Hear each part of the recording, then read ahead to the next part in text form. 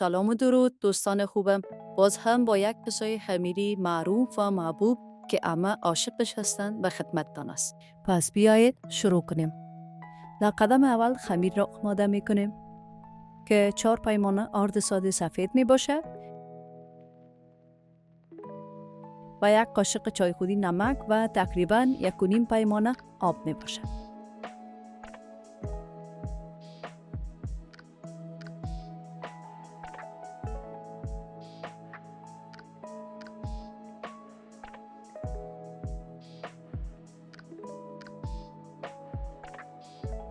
به این شکل خمیر را آماده می کنیم و البته خمیر ما نرم و لطیف می باشد اما چسبنده نمی باشد.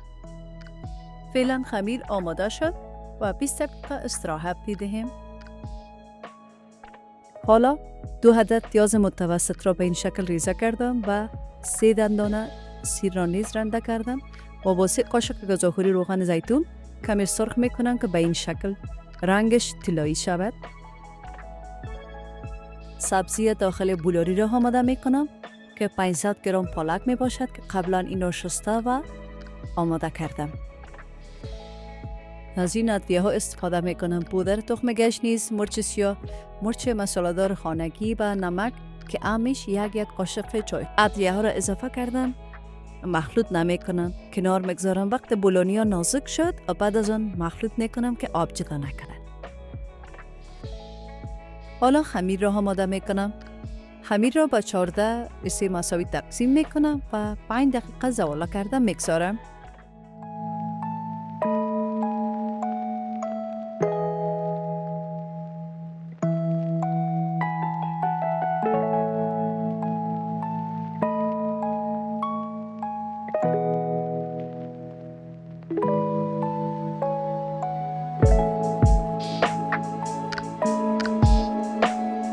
بعد از 5 دقیقه تمام زواله ها را به این شکل بزرگ می کنم، به شکل این دایره.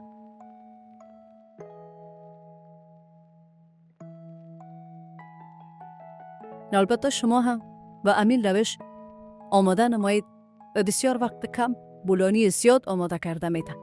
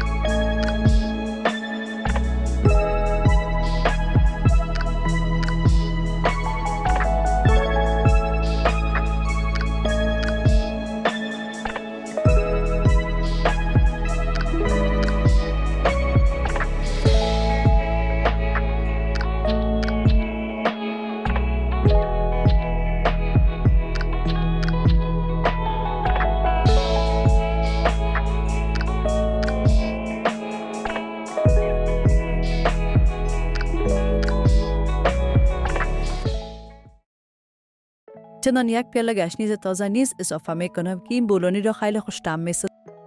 حالا مواد ما را مخلوط می کنیم.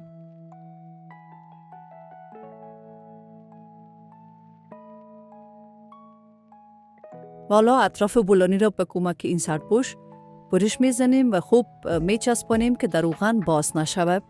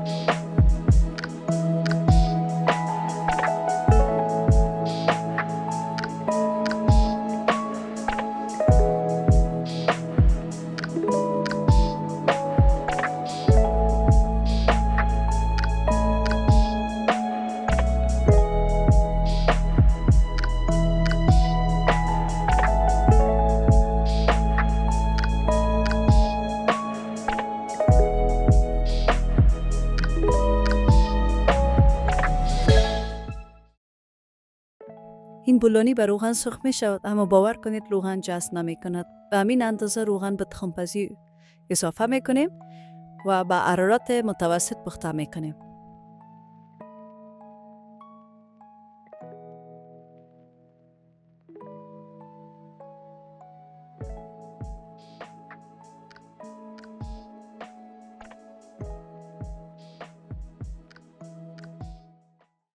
حالا جا دارد که چند تا کامنت از دوستان مهربانم بخوانم و همچنین از عمه شما عزیزان دوست داشتنی که ویدیوی قبلی را تماشا کردید بسیار بسیار تشکر میکنم.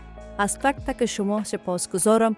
هر بازدید، کامنت، لایک، اشتراک و هر نظری که دادید برایم ارزشمند است.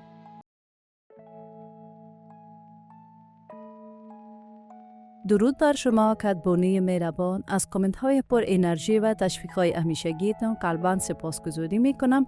در پناه لطف الهی همیشه سالم و تندرست بمانید.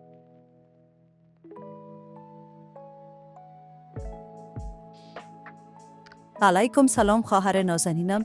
نوش جان، چشمان مقبولتان پرنور. خوشحال شدم از شریک ساختنتان. نام خدا خودتان استعداد عالی دارید. از حضور صمیمانه و کامنت زیبایتان قلباً تشکری می کنم. بهترین ها و ترقی راهتان.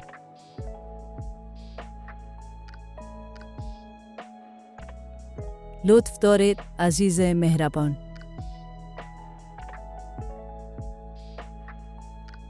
من نخور جانی تل خوشحال و بریالی اوسی.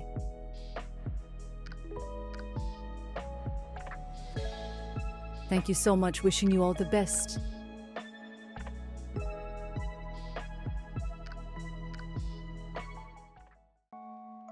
هر پیام و دیدگاهی که از شما عزیزان دریافت می‌کنیم برای ما سرمایه ارزشمند است. سپاس از این که در این مسیر با ما همراهید. وجودتان به کانال ما رنگ و روی تازه بخشیده.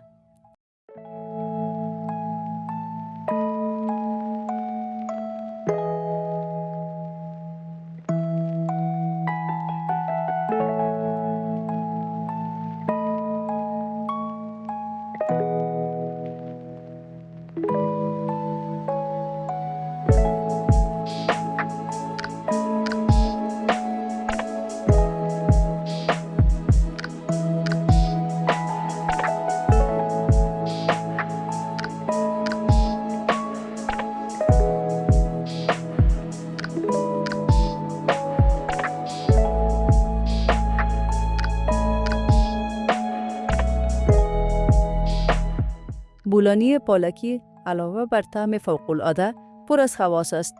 پالک درون آن سرشار از آهن و ویتامین ها و انرژی طبیعی است که بدن را تقویت می‌کند.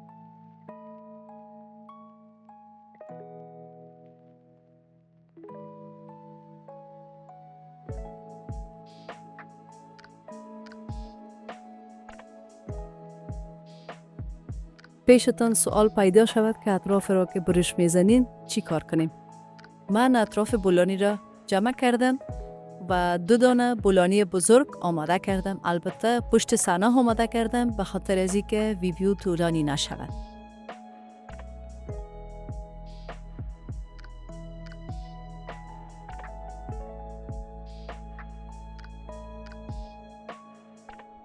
این بولانی را حتما آماده نمایید. بسیار مزه‌دار است. باور کنید به روغن پخته می شود اما روغنی نمی باشد.